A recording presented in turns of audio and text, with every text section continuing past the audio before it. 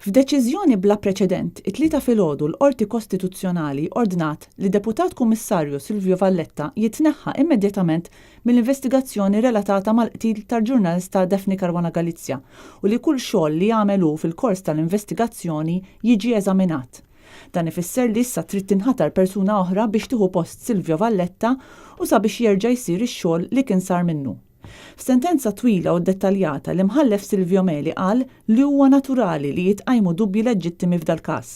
Bekk ingħata raġun lill-familja ta' Daphne Caruana Galizia li fit-talba tagħha lil qorti kienet ilmentat minn ksur ta' drittijiet tagħhom u konflitt ta' interess fl-għażla ta' Valletta. Dan meta wieħed iqis li Silvio Valletta huwa persuna esposta politikament, huwa miżżewweġ lil membru tal-kabinett, membru tal-FIAU u kien suġġett ta' diversi artikli ta' kritika mill-pinna tal-vittma. Fil-fatt l-imħallef Meli qal li bl-għażla ta' Silvio Valletta kien hemm ksur tal-artiklu 2 li ħares id-dritt fundamentali għal ħajja u l-artiklu 6 li ħares id-dritt fundamentali għal smigħ xieraq, indipendenti u imparzjali.